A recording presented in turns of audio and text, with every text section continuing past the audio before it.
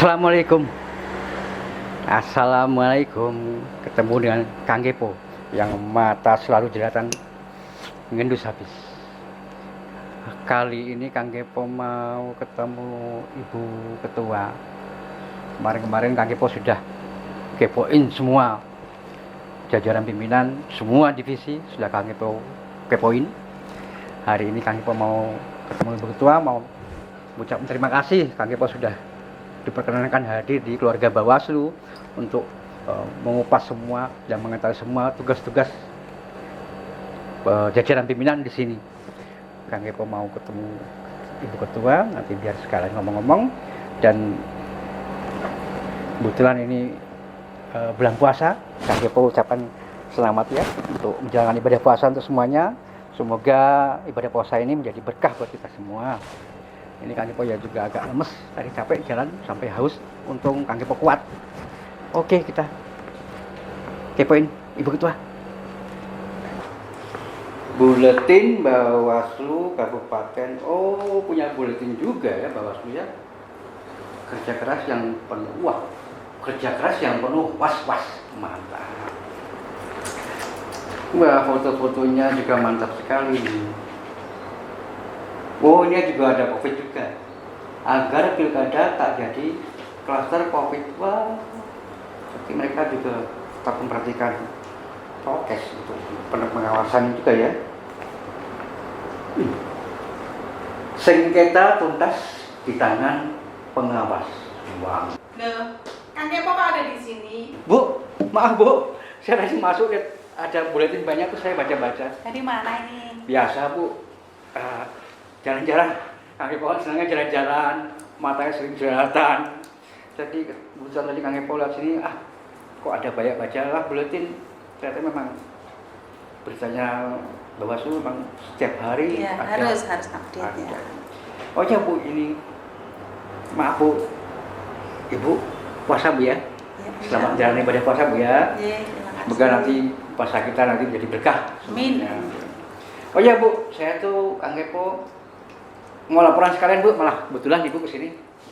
Itu Bu, kemarin sudah saya kepoin semua kodip-kodip yang ada di Bawaslu ya. Dulu saya pernah Bu, mohon izin Ibu dulu. Sudah saya kepoin semua dan ternyata memang cukup bagus semua Bu. Apa saja? Divisi apa saja yang sudah dikepoin? Itu divisinya SDM dan organisasi. Terus divisi hukum, humas, data dan informasi. Ya. Terus divisi sengketa. Penyelesaian sengketa. Ya. Lalu divisi pengawasan Dan hubungan antar lembaga. Ya. Itu Bu, jadi sudah saya kepoin semua Bu. Ternyata masih ada kurang satu lagi divisinya tuh Kang Kepo. Loh, kan 5, komisioner kata 5, ketua divisi. Pas lah Bu. Di sini ketua juga merangkap anggota, Oh. juga kodim divisi juga. Jadi Ibu ketua juga merangkap koordinator divisi. Kalau saya kebetulan koordinator divisi penanganan pelanggaran. Oh, jadi divisi penanganan pelanggaran Ya. yang membidangi Ibu. Iya. Kodimnya. Kok penanganan pelanggaran maksudnya bagaimana Bu? Pelanggaran bagaimana? Ya, pelanggaran pemilu ataupun pemilihan. Mm-hmm. Kan ada tuh pelanggaran. Jadi hasil pengawasan ataupun mungkin temuan dari pengawas ataupun mungkin laporan dari masyarakat Yeah. itu terkait dengan hal-hal yang melanggar regulasi tentang pemilu dan pemilihan, itu nanti ada divisinya penanganan pelanggaran. Oh, ya tadi saya sempat baca Bu. Jadi ketika ada satu tindakan yang tidak sesuai dengan atau bertentangan dengan aturan, itu termasuk pelanggaran. Terus pelanggaran apa saja Bu? Kan ada pelanggaran pertama tuh pelanggaran administrasi. Pelanggaran administrasi. Itu yang bertentangan dengan prosedur tata cara terkait dengan regulasi pemilu, itu masuk di pelanggaran administrasi. Kemudian pelanggaran tindak pidana pemilu. Tindak pidana pemilu Ya, yang pelanggaran yang melanggar tentang regulasi tentang pidana pemilu. Ada juga sudah diatur.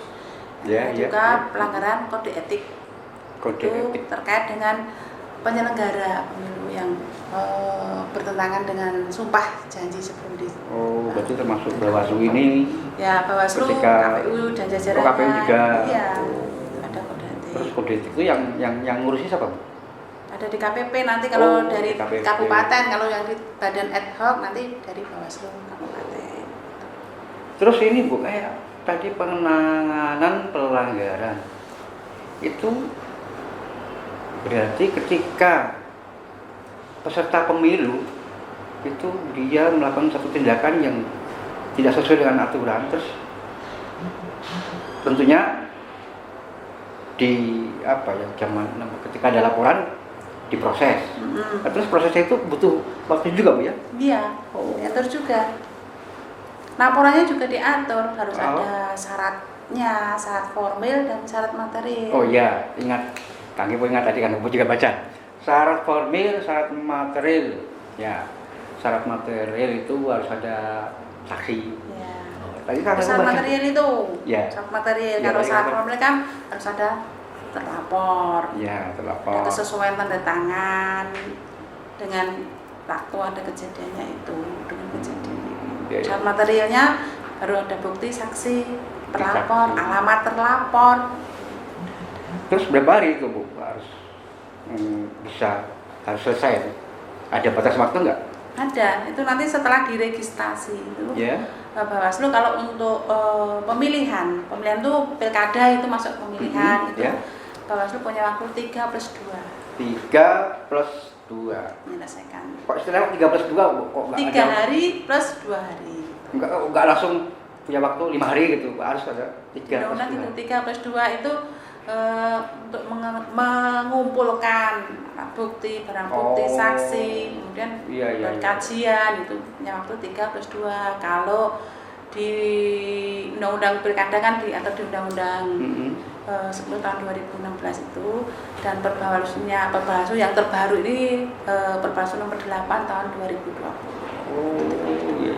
Wah, cukup ini, Bu ya, cukup rumit ya. Nah, Berarti- kalau untuk pemilu itu lebih leluasa, waktunya 7+7.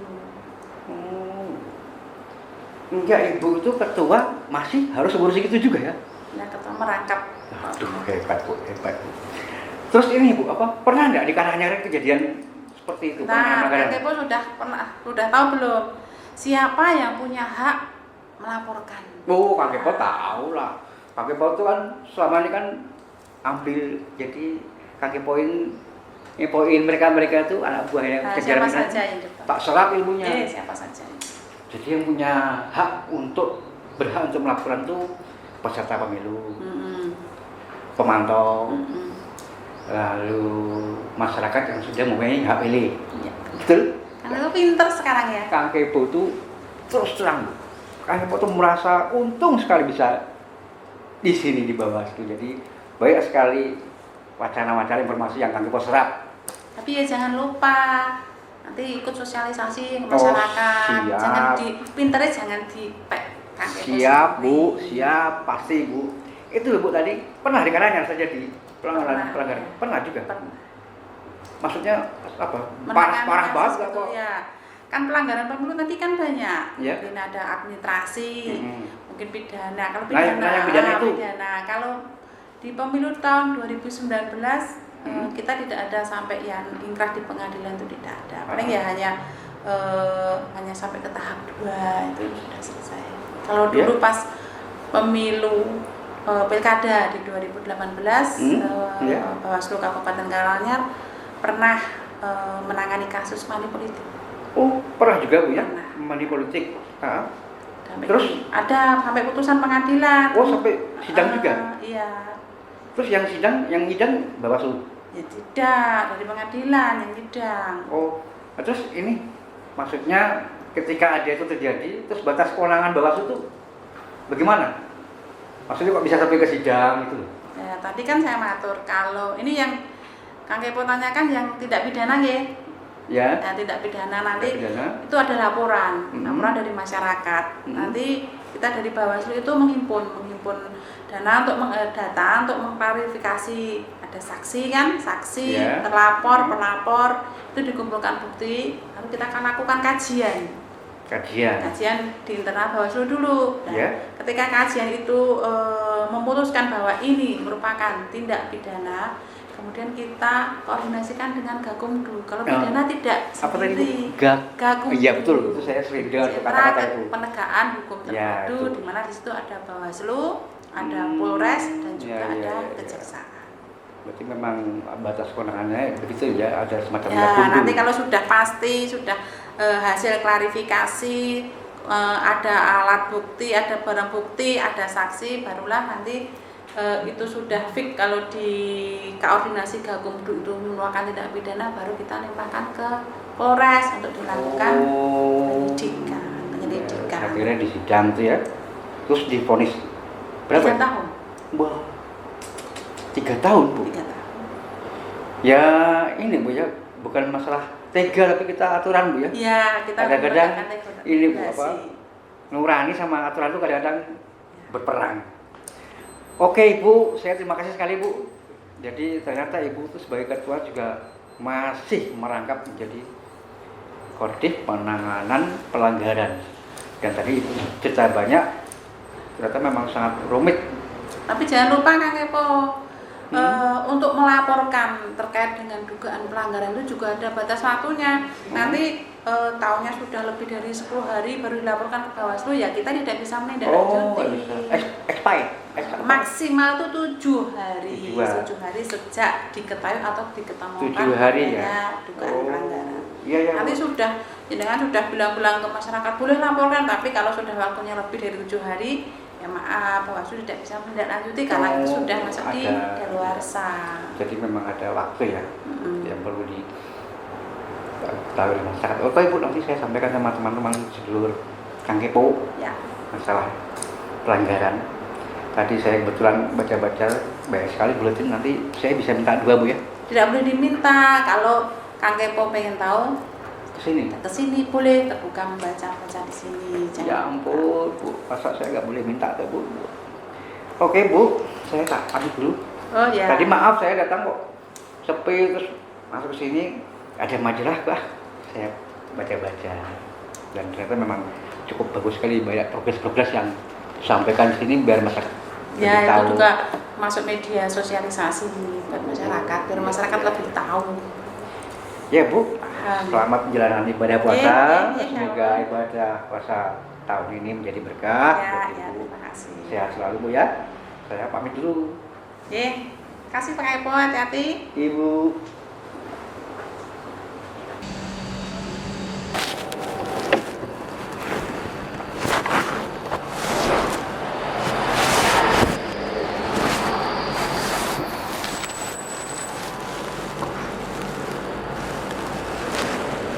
Aduh, ternyata Kang Kepo itu mikirnya sudah selesai untuk ngepoin apa divisi-divisi Bawaslu.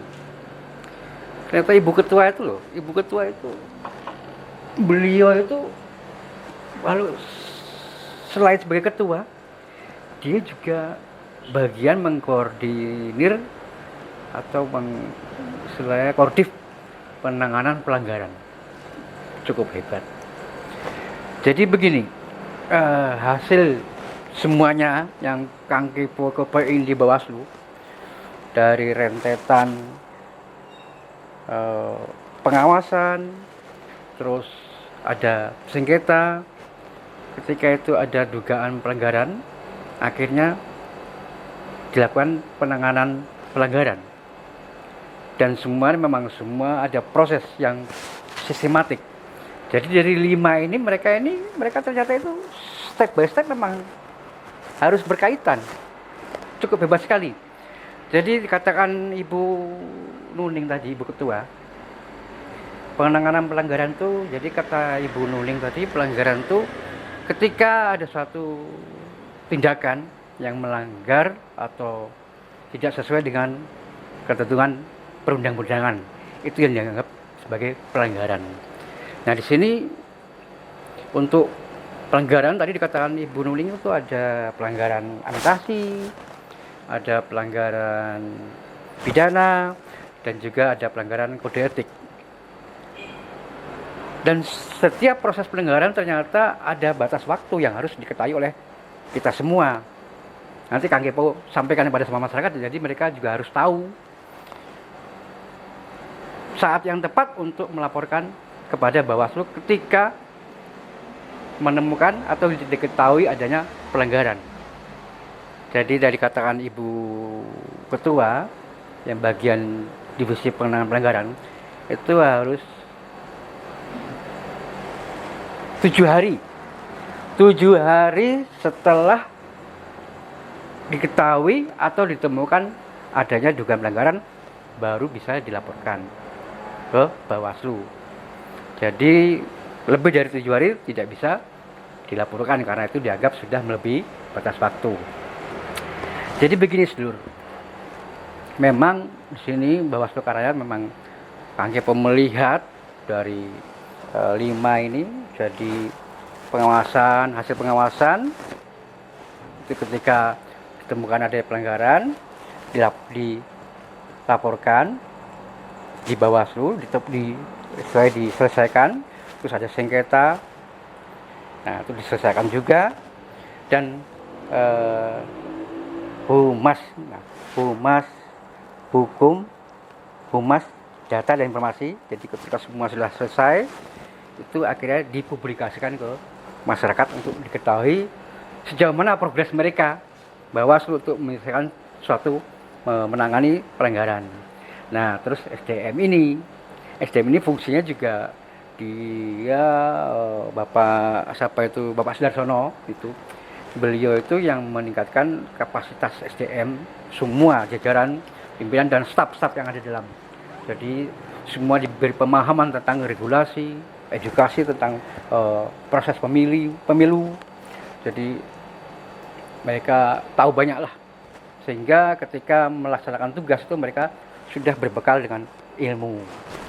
Cukup hebat sekali. Jadi Kang Kepo di sini juga terus terang Kang Kepo merasa senang sekali karena Kang Kepo banyak menambah ilmu, tambah referensi. Tadi Kang Kepo juga ditanya loh sama Ibu Ketua, coba Kang Kepo tahu nggak yang berhak melaporkan siapa? Oh, Kang Kepo jawab lah, Kang Kepo cerdas. Oke gitu ya. Sampai ketemu lagi nanti kita ketemu dengan kepoin lainnya. Terima kasih untuk Bawaslu. Nanti semua asistensi Bawaslu akan Kang Kepo sebarkan semua kepada masyarakat biar masyarakat semua tahu bagaimana Bawaslu bekerja. Di situ ada tulisan, bersama rakyat awasi pemilu, bersama Bawaslu tegakkan keadilan pemilu. Mantap. Oke.